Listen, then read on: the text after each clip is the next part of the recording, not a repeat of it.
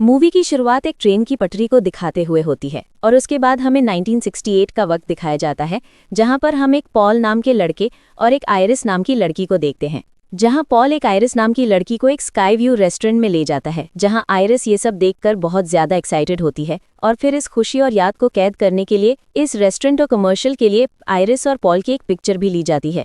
फिर फाइनली ये दोनों रेस्टोरेंट के अंदर चले जाते हैं। यहाँ पर हम देखते हैं कि रेस्टोरेंट का फ्लोर ग्लास का होता है, जिससे सब नजर आ रहा था, और इसी रेस्टोरेंट के ठीक बीच में एक किचन भी था जहां पर लोग पार्टी कर रहे थे। तभी आयरिस पॉल के पॉकेट में एक रोज लगाती है, जिससे उस पर लगा कांटा उसके हाथ पर चुभ जाता है। इससे उसके हाथ पर खून निकल आता है और ये देखकर उसे उल्टी आ जाती है।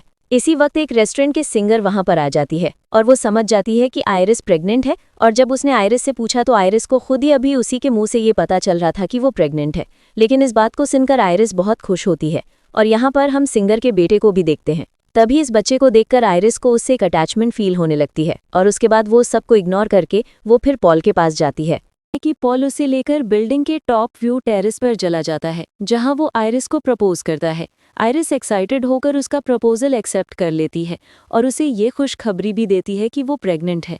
पॉल इस बात को सुनकर बहुत खुश होता है और फिर वहां आयरिस नोटिस करती है कि सिंगर का बेटा इस टॉप बिल्डिंग से एक कॉइन नीचे की तरफ फेंकता है, पर कॉइन जमीन पर गिरने की बजाय एसी के आउटडोर से वैक्यूम प्रेशर से उसके अंदर चला जाता है, जबकि सब पार्टी करने में मगन थे और साथ ही मजे से डांस भी कर रहे थे।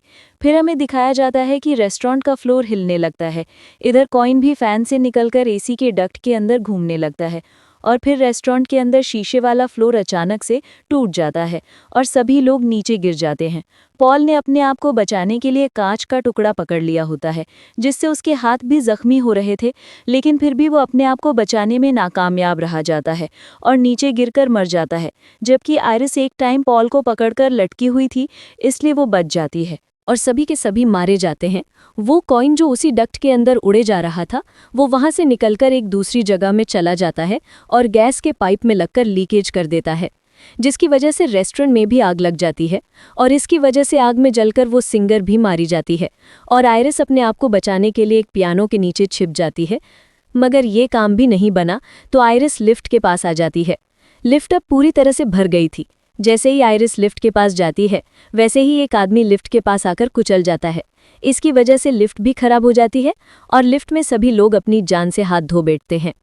जैसे ही आयरिस रेस्टोरेंट के ऊपर वाले फ्लोर पर जाती है, वैसे ही रेस्टोरेंट का आधा हिस्सा एक तरफ से टूटकर लटक जाता है। जैसे तैसे लोग अपनी जान बचाने की कोशिश कर रहे थे।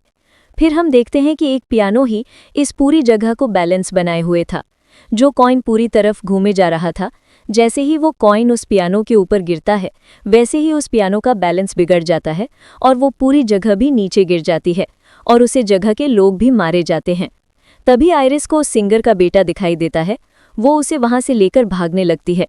तभी नीचे की जमीन भी टूट जाती है। तभी वो अपने आप और उस लड़के को बचाने के लिए एक सरिया के बीच में अपनी अंगूठी फंसा देती है, जिससे उसके हाथ में खून भी निकल रहा था। अब वो धीरे धीरे रिंग फिसलने लगती है और वो दोनों नीचे गिरकर मर जाते हैं। तभी एक लड़की जोर से चीख मारती है। फिर हमें पता चलता है कि ये सब हमने अभी अभी जो देखा है वो एक स्टेफनी नाम की लड़की के हैलुसिनेशंस थे, जो उस टाइम अपने क्लासरूम में बैठी हुई थी। उसके चिल्लाने से पूरी क्लास डिस्टर्ब हो जाती है।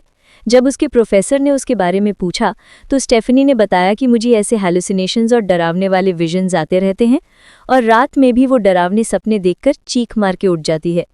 तभी उसकी रूममेट उसे बोलती है कि तुम्हें अपनी फैमिली से इस बारे में बात करनी चाहिए। फिर वो घर आकर अपने डैड से मिलती है और अपने भाई से भी मिलती है और उसकी भाई के साथ उसकी बहुत अच्छी बॉन्डिंग भी है। फिर वो दोनों मिलकर अपने अंकल के घर जाते हैं, जो उसकी मॉम के भाई हैं, और इन दोनों की अपने कजिन्स के साथ बहुत अटैचमेंट भी है। सभी लोग एंजॉय कर रहे होते हैं कि तभी स्टेफनी अपने अंकल से अपनी ग्रैंड मॉम आयरिस के बारे में पूछती है। आयरिस वो है जिसे हमने स्टेफनी के विजन में देखा था, वो उसी की ग्रैंड मॉम थी। उसके अंकल अपनी मॉम का नाम सुनकर स्टेफनी पर गुस्सा हो जाते हैं और उसे कहते हैं कि तुम्हारी ग्रैंड मॉम हमारे लिए मर चुकी है, वो पागल हो चुकी है। हमें छोड़कर वो एक आइलैंड पर जाकर रहने लग गई थी, जिसके बाद से वो हमसे कभी मिलने नहीं आई। इसी वजह से तुम्हारी मॉम की भी दिमागी हालत खराब हो गई और वो भी हमें छोड़कर चली गई। गुस्से में उसके अंकल वहां से चले जाते हैं, लेकिन उसकी आंटी उसकी मदद करती है और आयरिस के भेजे हुए लेटर पर लिखा एड्रेस और कुछ चीजें देती हैं। इन चीजों में कुछ फोटो भी होती हैं जो पॉल और आयरिस ने उस स्काई व्यू रेस्टोरेंट में ली थी। ये देखकर स्टेफनी हैरान हो जाती है। जो उस फोटो में रेस्टोरेंट था वो ही उसके विजन में आया था।